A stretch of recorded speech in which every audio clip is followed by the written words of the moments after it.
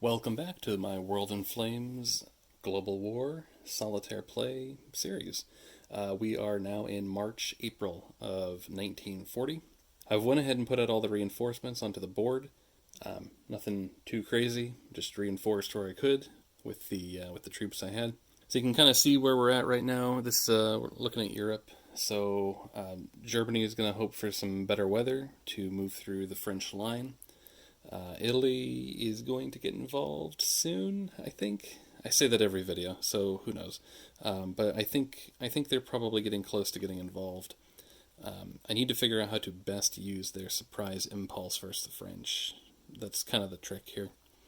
I really want to get more involved in naval battles. Again, I know I said that last time, but I want to get the Norwegian coast mined by the Commonwealth, and I want the German submarine fleet. They added at least one more submarine based on the reinforcements, so I'd like to get them involved and out there. So I think it's pretty self-explanatory for everything else that's going on here on the European map. Soviet Union just kind of starting to try to form up their defensive line. I think they're going to go with a strategy of not putting their troops up against the border with Germany, and more of a fallback. That way the surprise impulse when Germany declares on the Soviet Union is not that devastating.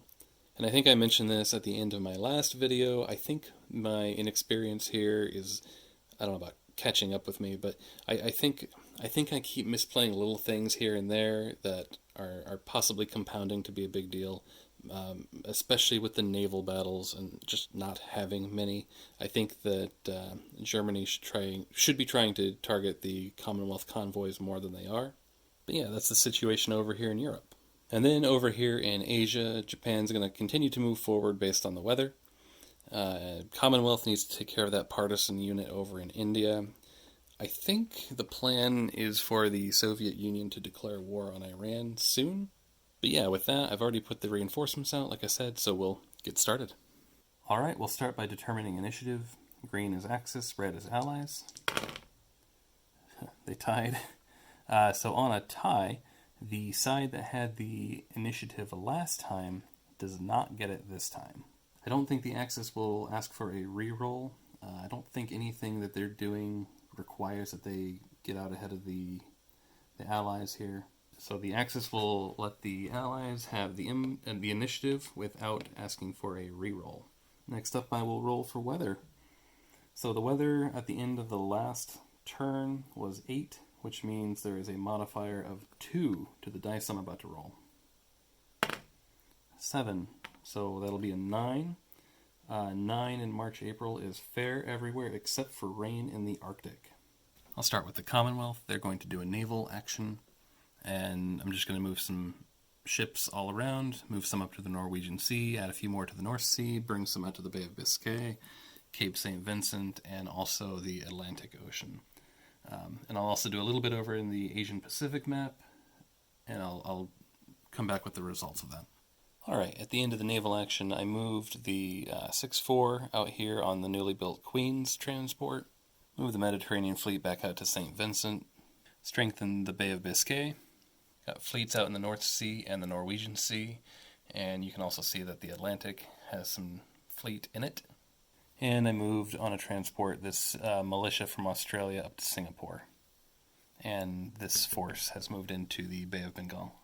I'm going to try to do a strategic bombing with the Commonwealth, and I haven't done one of these before, so I will follow along and try to do them correctly. But I think this plane here has the range 1, 2, 3, 4, 5, 6, 7 to get to Dortmund, and there's no fighter within interception range. So I think that will be unopposed. So I'm not going to fly any escorting planes with him. So he's got a strategic factor of 2. Everything I fly, because I'm not playing with the options for nighttime and high altitude. So everything I fly is daytime, low altitude. So he's got a strategic bombing factor of 3. I will roll a die. I get a 10. So that is a result of 1 on the table, which means that Germany will lose 1 production point next turn. And I will note that, and he will return to base. France is going to do a combined action, and I'm not done with the Commonwealth turn yet, but I do need to do some things simultaneously this turn. So on France's combined action, they're going to do some air missions as well, and they're going to do them at the same time as the Commonwealth, because they all get declared simultaneously. So I will move the planes that are going to get into those missions and show you how that ends up.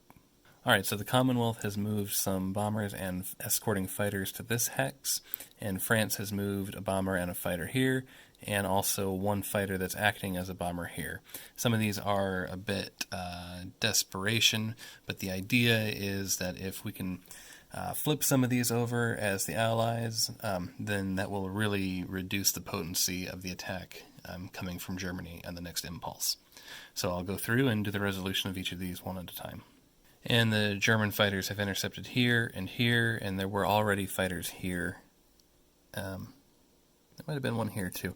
I'll separate them all out, but there are some fighters here, so quite a few air interception missions here to fight. Okay, so I've set up the first combat here. I've got the Commonwealth bombers on the left, and then the Commonwealth fighters right next to them, and then the one German fighter there to the right. So we'll start with the German. So the dice up there, white dice are positive, blue dice are negative. So the combat factor for the Commonwealth is 5.4, and then the German is 4. So that's +1 for the Commonwealth, -1 for Germany. So I'm going to go ahead and roll the German dice right now. And I roll an 8. So an 8 on the -1 chart is nothing happens, no effect. Because this has an orange rating, and mine on the Commonwealth here does not, the result gets one worse than what rolled, but because no effect was rolled, nothing happens there. So now for the Commonwealth. Commonwealth rolls an 11. So 11 on +1 is defender clears through any one bomber. So that means the German player gets to clear through one bomber, and they're going to clear through the weaker of the two. So this bomber here has been cleared through. Neither are going to abort, so the combat goes back to Germany. Germany rolls an 11. And 11 on -1 is defender clears through any one bomber. And that result is unaffected by the orange rating, because that's as bad as it gets. So the defender, in this case the Commonwealth, because they are not the one dice rolling, clears through another bomber. And then the Commonwealth gets a 9, which is no effect. At this point, I think the German plane is going to abort the combat to fight another day, so I'll go ahead and do that. Alright, and the way I read this, I don't know if it matters too much, but the way I read it is the ground strikes happen after all air-to-air combat, so I'll put those two bombers back on their hexes and move on to the next air-to-air combat before doing ground strikes. Here's the next air-to-air combat. It's 5 to 5.4, but after rounding, that just goes to 0 each. So we'll start with the German player. Roll a 6, which is that they abort the front fighter or front bomber of the French here. So I think they'll abort the fighter. Or, I'm sorry, the bomber. And then France will attack back. Gets a 10. That's defender clears through any one bomber, but there are no bombers here for Germany. So at that point, the French player is going to abort that mission, so they'll all go back face down. And then the last one, probably the most desperate of all of them here for France, is the one, it's a fighter plane, but it's acting as a bomber versus these two fighters. So Germany has a +5 to -4 advantage. So Germany first. Germany rolls a 4, which means that the French plane is destroyed. But the French plane does get to roll back. Gets a 7. On a 7, nothing happens. Alright, so the only ground strike left after that is the strike in Antwerp. We've got 2 Commonwealth bombers versus 2 German troops. So we'll start with the Commonwealth bomber, that's the 3. So against the first unit there is a 3. So that is flipped over. And then against the second unit, we'll start with the 3. Nope. And then the other one needs a 2. No. So only the 1 is flipped over. So with that, that's the end of the Commonwealth turn. I don't know how effective that ground strike ended up being. It's better than nothing. It might end up making a difference. France is going to do a ground movement. They're going to move their HQ out to here. And I think that'll be it for France here as well. For the Soviet Union, they'll do a combined action. I'm just going to rail move this over towards the west. It can only go over towards the next map over to the left because it's a combined move and not a land move. But I think that's all they'll do. They are in position over in Iran, but I think I want to wait to see if mining the Norwegian coast it takes away a U.S. entry chip before doing that. I will do one more land move. I'm going to move this unit here. There's no weather issues here, so that should be fine for him to move from here to here. The U.S. will move this transport back to the United States, San Diego. Alright, with China, I thought about attacking here. The odds are at about 1-to-1. That's taking the mountain into account, and that's taking the half-strength attacks into account. And I think China could feasibly take this unit out with a high enough roll. It might be about 50-50, but the chances of them losing multiple of these units here is just as good, if not better. I don't know that risk outweighs it, because if for some reason they were to lose 1 or 2 units, this factory would fall right away, and they might be able to move into there. And really, this 4-4 Marine at the moment by himself is not much of a threat, especially to the factory here. So I think they're going to hold there.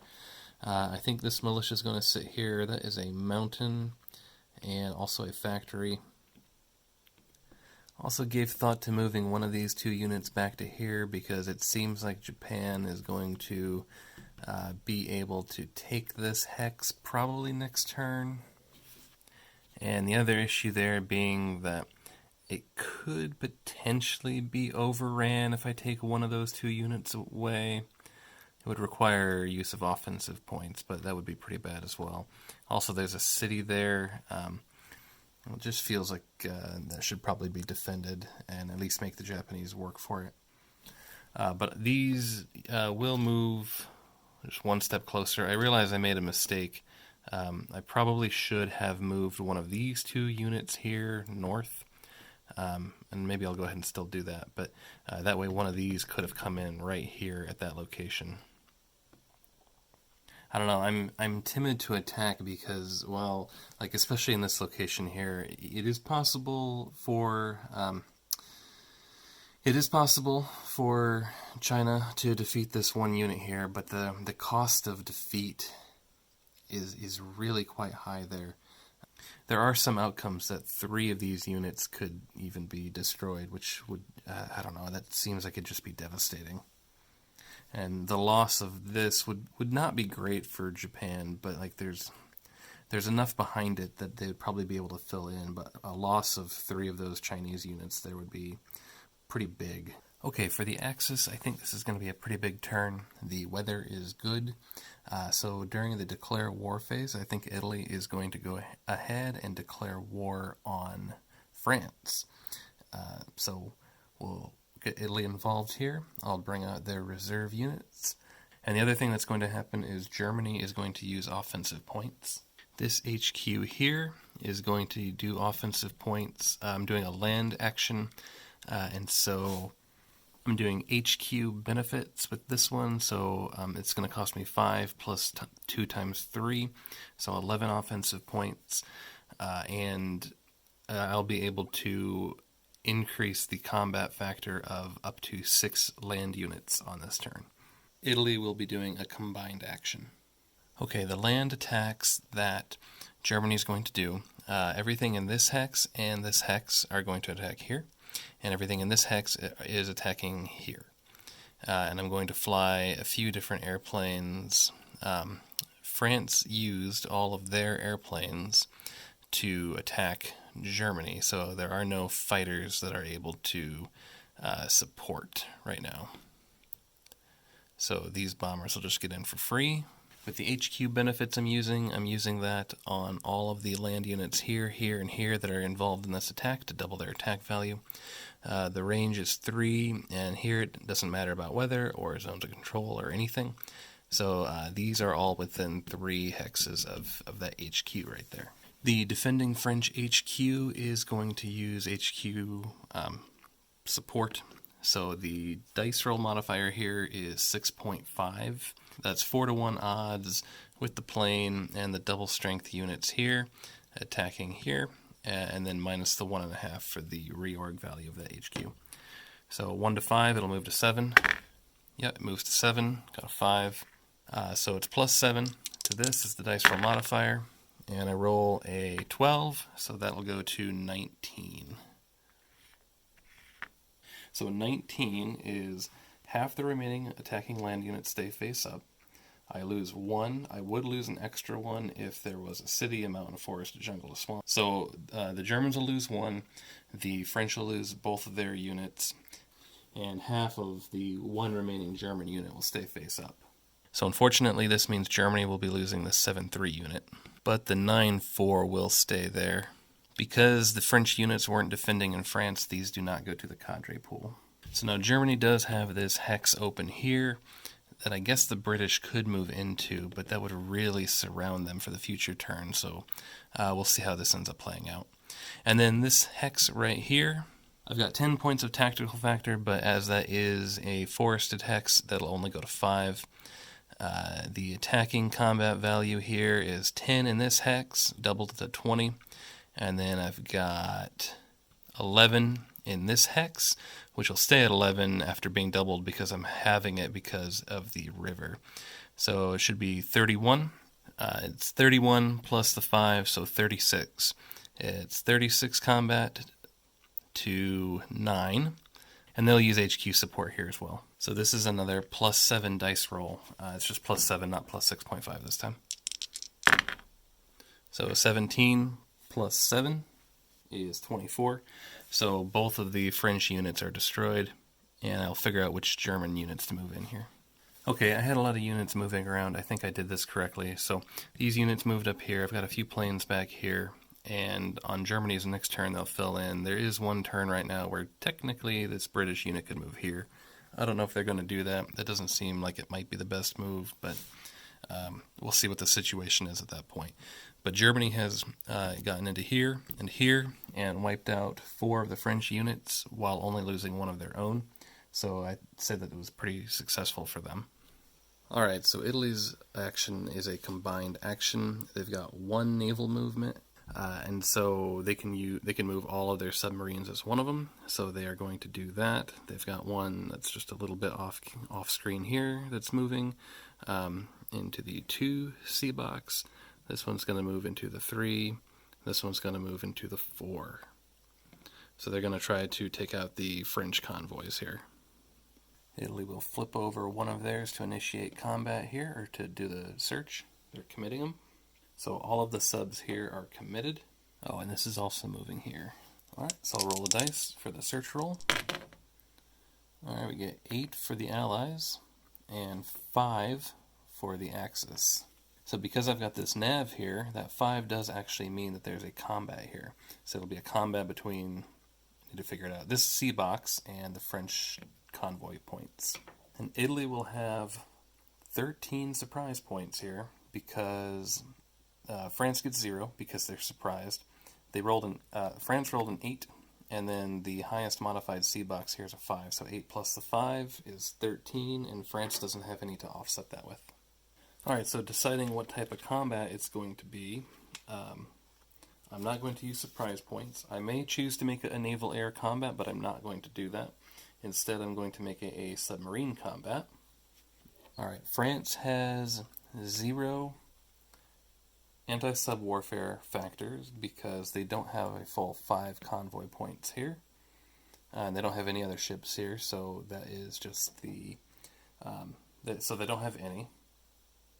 So right now, I've got a combat factor of 2. Because there are 4 convoy points here, that counts as 2 ships. They've got a full 3, so that's 1 ship, and then part of another, so that's another ship. So looking at the chart right now, Italy would just do 2 abort results. But I'm going to spend a lot of surprise points moving Italy's column on the naval combat chart. So they've got 13 surprise points. It cost 2 points per column, so I can move it 6 columns over. So 1, 2, 3, 4, 5, 6. So this puts me in the 20 to 25 column, which means that 1 of the ships is destroyed and 2 are damaged. So because I have a defense value of 10, there's no roll that will help them out here. So the first 3 convoy points are destroyed by the destroy result. The remaining 1 is damaged and then destroyed with the second damaged result. So these are destroyed. Alright, so I realized I miscounted how many hexes, or how much movement this was going to need to get over to here, but I think I can still salvage this. So for my 3 moves, I'm going to move this one up, and then this will go here and flip, and this will move, this will go there, and he will go here. He will not have to flip, but that's as far as he can go. This hex here will be attacking here, and these planes will be supporting. Because it's a surprise impulse, these factors will be doubled. So here we've got an attack factor of 10 plus the 8 from the plane, so 18. The defender is 3, but doubled for being on a mountain, so 6, so it's exactly 3 to 1. So the dice roll modifier is plus 6. Get an 11. So that goes to 17 with a result of 1 and 1. This unit is destroyed. I think I'll keep the mountain unit and lose the motorized unit. So he'll have to flip over based on the combat result, but he will move forward here. And so that is the end of that combat. Alright, on to Japan. So it's actually been about a week since I've played last, even though I know it's just a few seconds in video time here for you. So I'm trying to reload here what I did last time. And I think moving forward here, I would really like to keep playing this game, but it's going to be tough for me to continue to film as much detail and edit as much as I have been. So I think what I'm going to do from this point is switch over to really just giving kind of an after the impulse summary of what's happened each time. So let me know in the comments below if you don't like that as much. I imagine the videos won't be quite as long. I'm not going to show the battles unless there's something that's really a crucial one, and just kind of give a recap of it after the fact.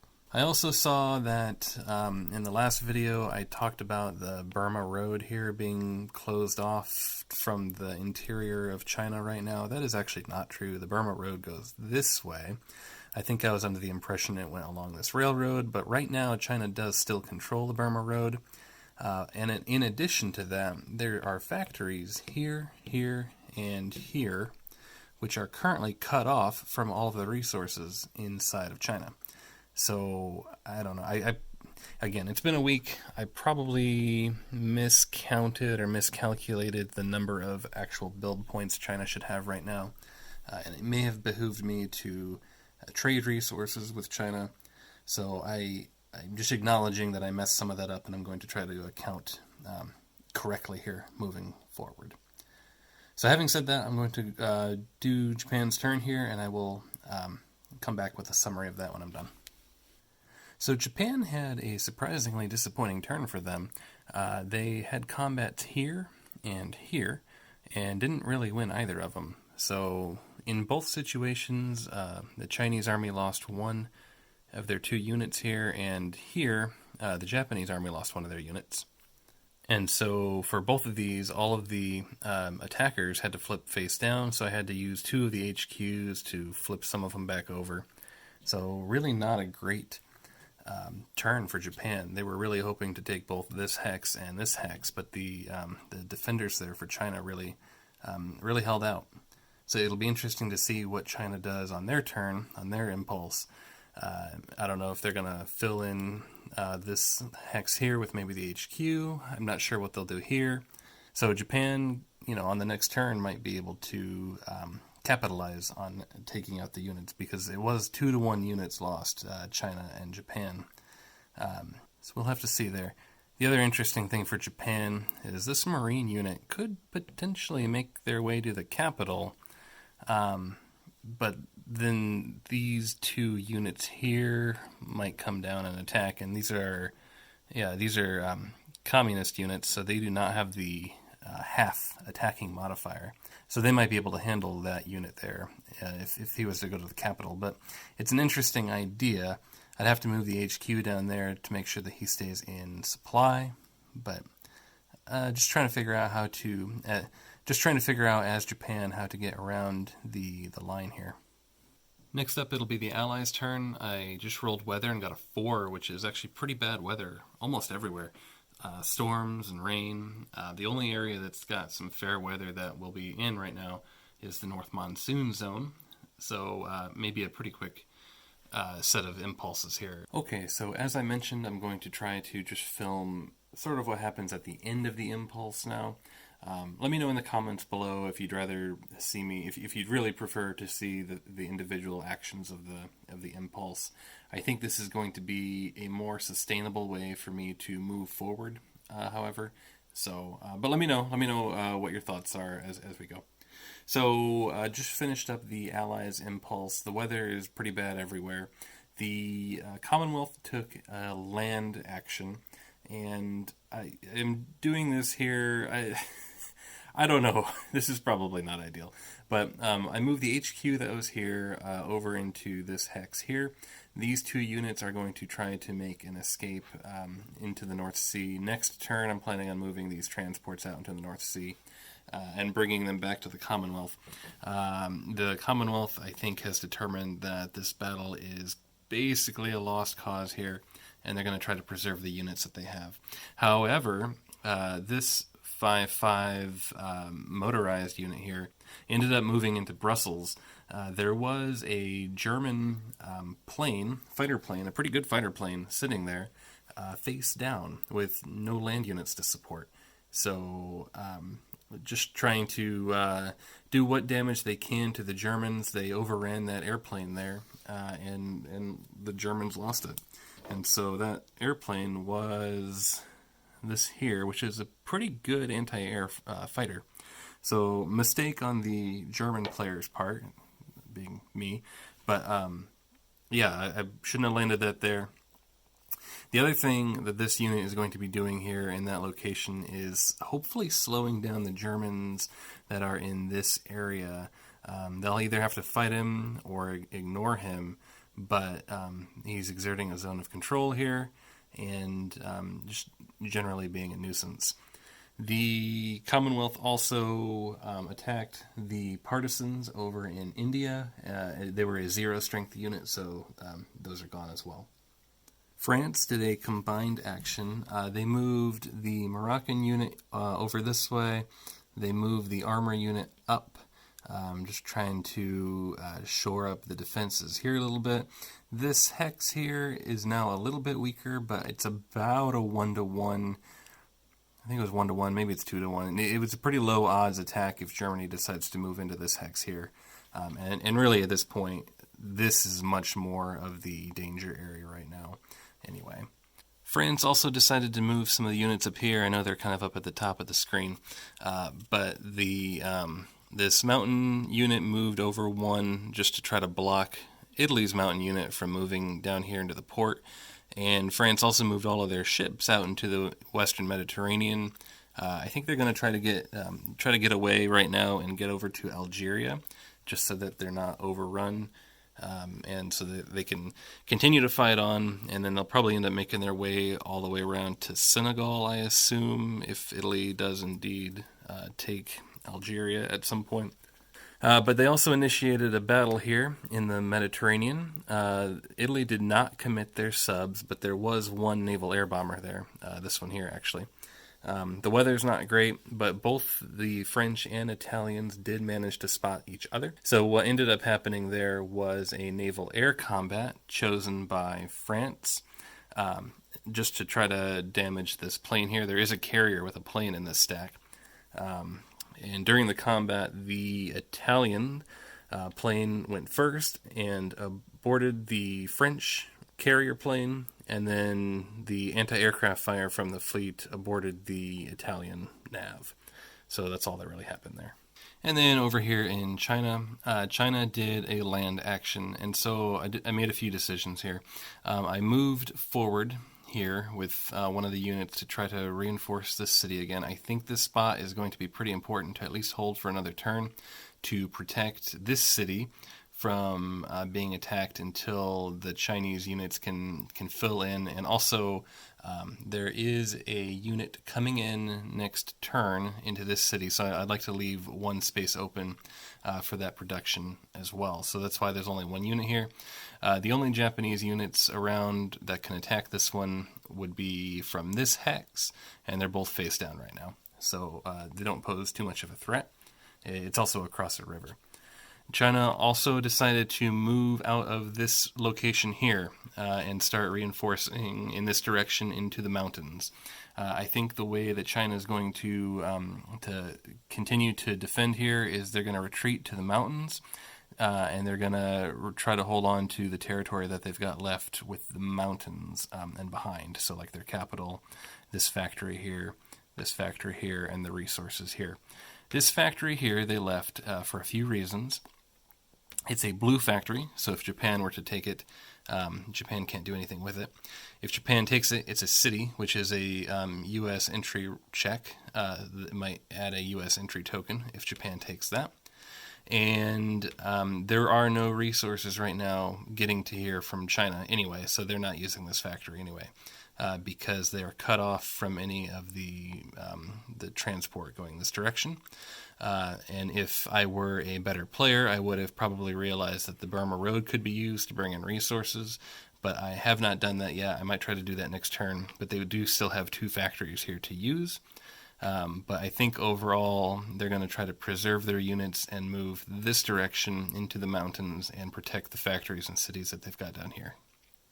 The Soviet Union moved a few more planes and troops over just on the eventual border, over on the where they'll be fighting Germany later on, either in 41 or 42, and the U.S. did not do anything. So with that, we'll move on to the Axis impulse. So it'll be 3 spots because of the weather. One thing I did forget to mention, back when Italy declared war on France, I didn't mention it at the time, but I did end up rolling for a U.S. entry action, and so the U.S. there is another token now in the German-Italian pool for that.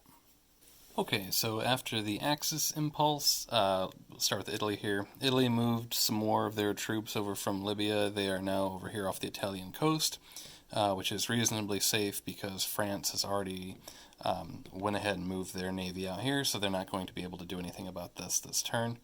Eventually, either next turn or at the return, or the next impulse, or during the return to base part of at the end of the turn, they'll move on up here, probably to Genoa. And then up here, I know it's at the top of the camera here, but had a unit move over to the left. This HQ moved down. By left, I mean west. And I rebased some aircraft as well. Italy did a combined action. The weather's pretty bad down here, so really they were just planning on getting into position for the better weather coming hopefully in the next few months for them. So for Germany, they did a land action. It didn't. The weather up here did not stop them from attacking, so that the one British troop that was here was attacked by basically everybody who was around it. And the British troop was destroyed, but so was one of the German troops as well. I think I rolled a 20 on the table, which was, it was 1 and 2, but there's only one one Commonwealth troop there. So they were both destroyed, and then half of the German troops had to turn face down. So the weather is pretty bad, so really they just filled in, and then they're going to hope to go against this front line here when the weather turns better for them as well. I also moved some of the garrison units that were along this area. They did rail moves up into here in Dortmund, and then also moved one to Berlin just to protect against eventual Commonwealth paradrop attacks. And for Japan, they did some positioning. I moved over the militia that was over in Hiroshima over here, went to this port, and then they moved onward here. The weather in this region was, I think the North Monsoon Zone is okay right now. So they moved, had a unit move into this factory here that China had moved away from last turn. And the plan for Japan, I think... So the last turn, Japan had those 2 combats that didn't go quite as well for them as the previous ones had. So I think what Japan is looking for is... they're looking towards the future here. I think they're going to attempt to try to continue to push in a little bit into this area down here, where there's this city, there's this factory. Try to push in here and then leave some kind of defensive line over here. And then in the north, they're going to maybe try to push forward. I think what they're going to do is spend about 1 more turn trying to gain ground, and then at that point just focus on holding what they've got, and then turning their attention to the Pacific. And I think, I'm not sure when they're going to declare on France, but I think, so for French Indochina, I think the only thing they need to take this minor country is the capital itself, which is not too strongly defended right now. And then the whole minor country should be conquered. But I'm looking at that, trying to weigh the U.S. entry check for declaring on France. It's a pretty big one. Because I know that they're going to end up declaring on the Commonwealth pretty soon in order to attack the Netherlands East Indies and probably also Malaya. So just trying to figure out if it's worth the really large U.S. entry check to declare on France as well. Tactically, it gives them some more... I see that's off the camera. Let me move the camera. So tactically, that gives them, quite a bit of coastline with ports, and there is 1 resource up there. But I don't know if it's worth it or not. If really they should just be focusing down in the East Indies area. Japan also moved. They rebased this naval air bomber from out in the Pacific. They moved it over to Okinawa, and it is now within range of China as well, if they need to use that to support. So that's it for the Axis impulse. I can't roll a 0, so it will be an allied impulse, so it goes to here. And we'll need to check the weather. Rolled a 1. So a 1 is pretty bad weather. Lots of blizzard, lots of snow, lots of rain, lots of storm. I'm going to guess not a whole lot happens this upcoming impulse. So the Commonwealth took a naval action. They mined the Norwegian Sea. So they rolled a 6, which I think will reduce the amount of troops that come out for Norway when they become active, I believe. So that is mined. Otherwise, the Commonwealth then did move their ships. It's a little off camera, but they moved their transports into the North Sea and embarked the 2 units that were here, the HQ and the mechanized. So they are no longer on the European mainland. Their idea is that they are going to be better served trying to preserve their units and possibly defend the Commonwealth moving forward, defending the United Kingdom. So in response, France reformed their line here a bit, and that's about all that happened there. The US and the USSR did not do anything this turn. And China decided to move the unit that was here down to here. Eventually, I think this unit's going to move over here to reinforce, but this is a mountain hex, so it's pretty well defended. There's also a river on at least a few of the sides here. So I think what China's plan is to sort of form a more coherent defensive line a little bit further in. They have given up a little bit of territory over here, but I think this is going to work out better for them defensively. The one I'm worried about is this hex here. It does have a factory, but there's no river border over here with Japan, and there's no mountains. So it may be one of the weak spots in it, but if it falls, I think they can probably just try to move back into the mountains here. There's lakes on both sides of this particular hex, which makes it pretty difficult, and I'm not sure yet what's going to happen up here. In general, the Chinese units up here are a little stronger, so we'll see if they can hold. Rolling to see if the turn ends. 5, it does not end, so it'll be an Axis impulse next. So for the Axis, Germany just moved their HQ this way, just to prepare themselves for next turn. Germany realized that they actually have themselves in kind of a bad position here. If the Allies get the next impulse and it's good weather, France could wrap around into here and possibly do some damage to this particular hex. Now, I think I mitigated that a bit here by putting the HQ there, but that is something to look out for. So the Axis may want to try to go first. If this is the end of the turn, at the end of this impulse, then they are going to want to really go first at the beginning of the next turn. Italy just did one air rebase this turn. Everything else of theirs is pretty much flipped over. And then Japan kind of reformed this line here, moved some of their troops west, and I think their goal is to probably try to take this hex as soon as the weather turns better. Even here in the monsoon, it's raining right now. So not a whole lot happening this turn. The Axis is waiting for the weather to improve, and the Allies are just biding their time, just defending and enjoying the fact that the weather is currently bad right now. All right. So I'm going to see if the turn goes on. It does. Rolled an 8. So it'll be an Allied impulse. And we'll check the weather. 10. And it's 10, I think, and it's plus some modifiers too because of the current 1. So I'll check that. Yeah, so the weather right now, because I rolled the 10 and the modifier from the one before was 2, so the weather is 12. It's fair everywhere. So it'll be interesting to see what happens right now. Okay, so I'm midway through the Allied impulse right now, and I decided to do something that I probably shouldn't be doing, but it seemed interesting, so I thought I'd go for it. So basically what I'm thinking is the British units that went out to sea, one of them came back, the HQ, and then one of them got transported over from London, and they're right here. This hex was last Commonwealth controlled, so I think it's still a friendly hex. So I think they are able to land there, not as an invasion. They can just land again. And because one of them was an HQ, he could land there even though there's no port, followed by the other unit. And they're going to attack this hex right here that's got 2 face-down German units.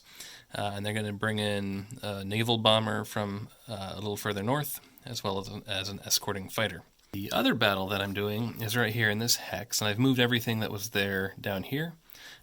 Or rather the land units. Those air units have been brought in to support the battle.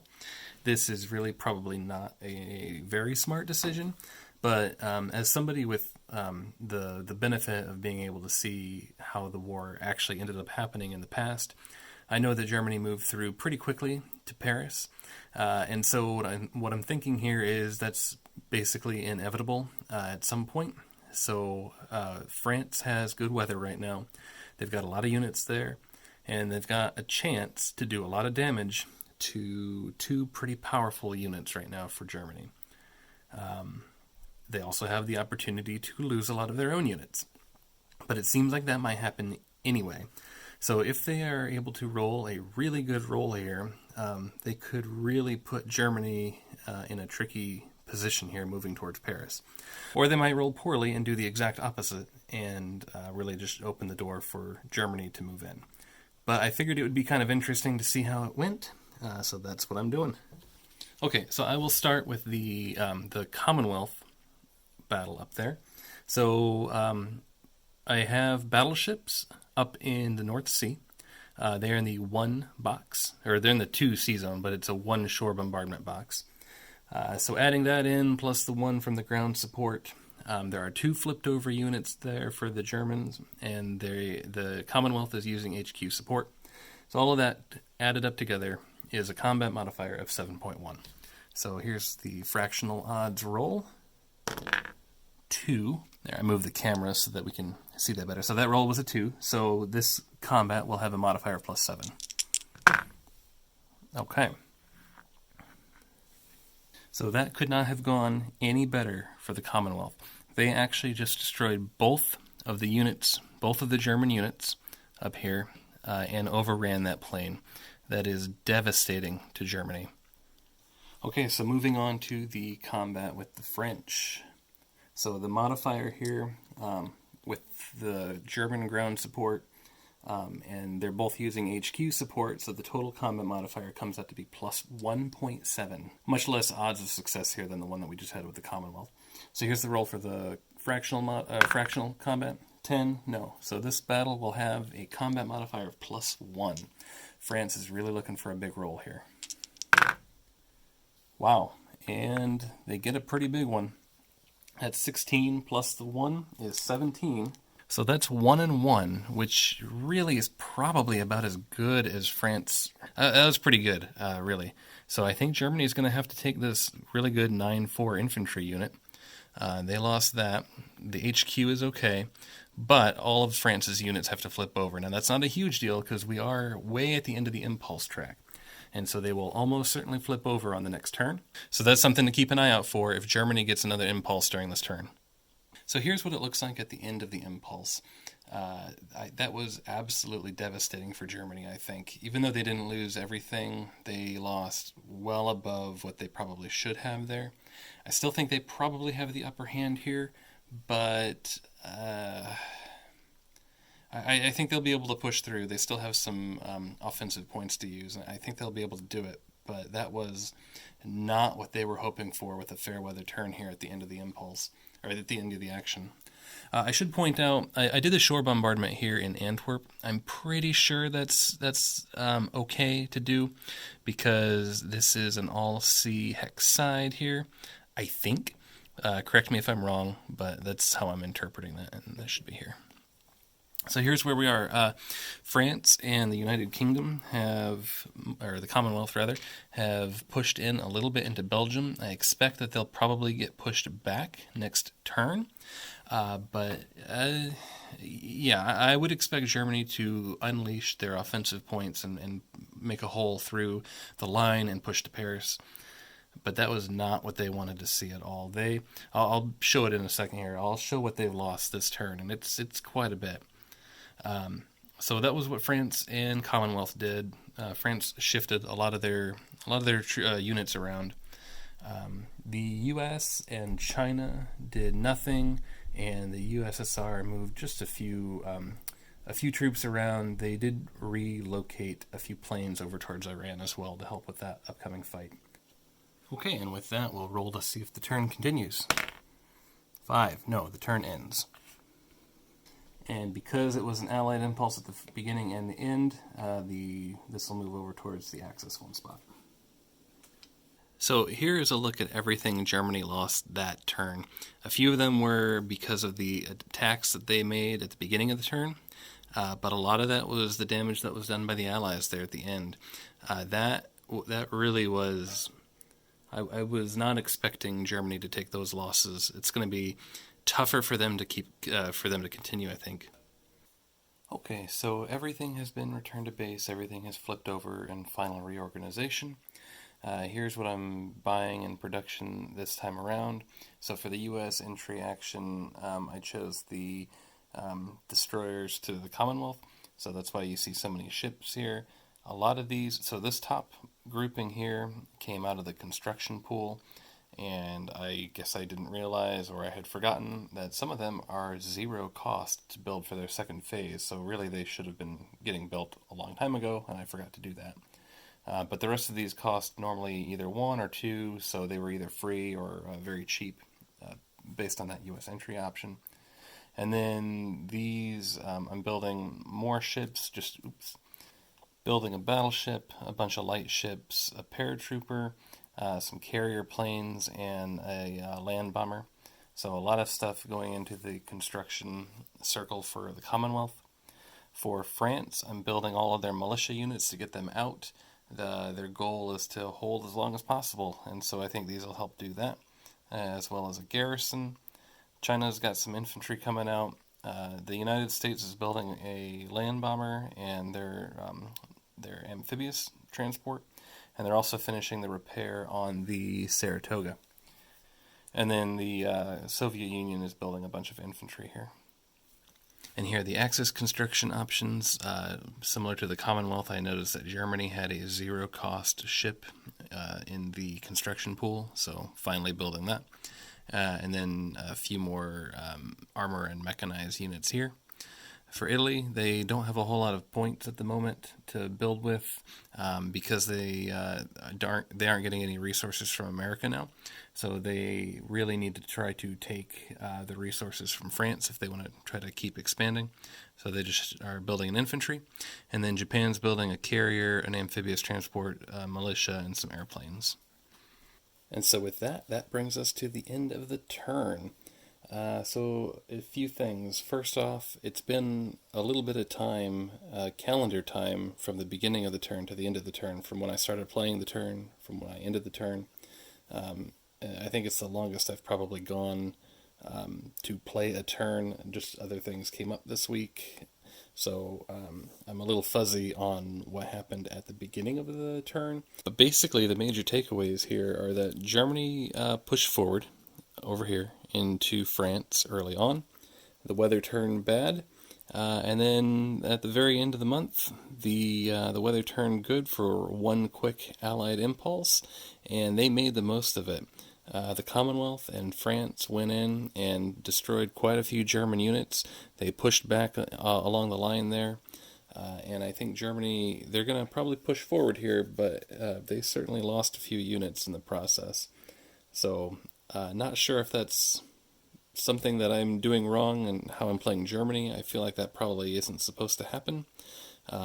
Or maybe I'm just playing France and the Commonwealth really well. I don't think that's the case, but something's probably happening over there. I don't really think that those are the results that I was looking to get on that front line over there. The other thing I'm trying to remember to do is to garrison some points within Germany itself. And I probably need to move. In fact, I know that I need to move over some fighter planes to protect from any kind of strategic bombardment that the Great Britain might try to do in future turns.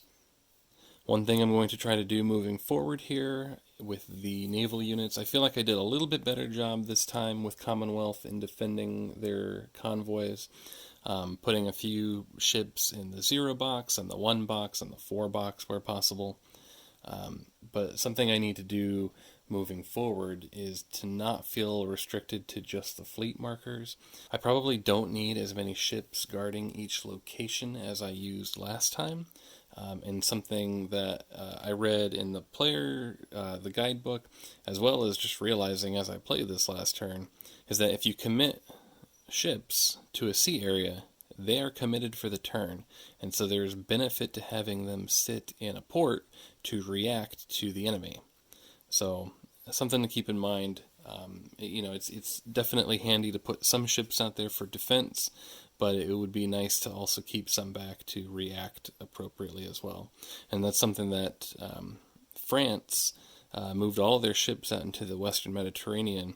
So Italy was able to move their transports from Libya up to Italy with no fear of any kind of reprisal unless the Commonwealth declared war on them, because France already had their ships in the Western Mediterranean, and there's nothing they could do about it at that point. So yeah, I think goals for next turn, Italy, just keep pushing in, trying to get the factories and resources in southeastern France. Germany is going to try to regroup after that setback they had, and I think the Allies are, if they can keep pushing, they're going to keep pushing. It's actually interesting if the Allies get the first impulse here. I mean, right here is another location where Commonwealth may be able to move in and at least disrupt some of the airplanes. Now, this one isn't flipped over, so it won't be immediately overrun. But Germany was not expecting to have Allied troops kind of around the back there, so it'll be interesting to see who gets the first turn, the first impulse, I think, next turn. It may be worth it for the Axis to ask for a reroll if the roll does not go their way the first time. And then over here in the Pacific, I think we're reaching something. I don't know that it's a standstill yet, but I can definitely see how China is going to be able to defend a little bit better here in the mountains with the rivers. They're adding units at probably roughly the same rate as they're losing them. So if they can stack them into a defensive position in the mountains, I think Japan's going to have a tough time pushing forward. So I may get to a situation where Japan is satisfied with the territory they've taken, leave enough of a garrison that they won't get overrun, and then start looking out towards the Pacific. I think I'll probably give that 1 or 2 more turns as Japan to see what kind of territory they can take. I think at the beginning of the game, my thinking was that Japan was trying to go all out and conquer China. I don't think that's going to happen at this point, unless they have a really good turn this turn. Some of those factories are just too far inland through too many mountains with too many troops in the way. So I think that about wraps it up for this turn. As I've mentioned, I think several times at this point, again, it's been a few days, so I don't fully remember exactly what I talked about. But going forward, I'm going to really just do end of impulse recaps, unless there's an interesting battle like we had with the Allies versus Germany over on that line. But I think I'm going to try to do end of impulse reports for the most part, just to keep it a little bit more manageable moving forward. I really want to keep playing this game. It's a lot of fun, but the amount of videos being taken and the editing work is becoming a little bit much, I think, to consistently do moving forward. So let me know in the comments below what you think, if that's okay to keep moving forward with end of impulse recaps.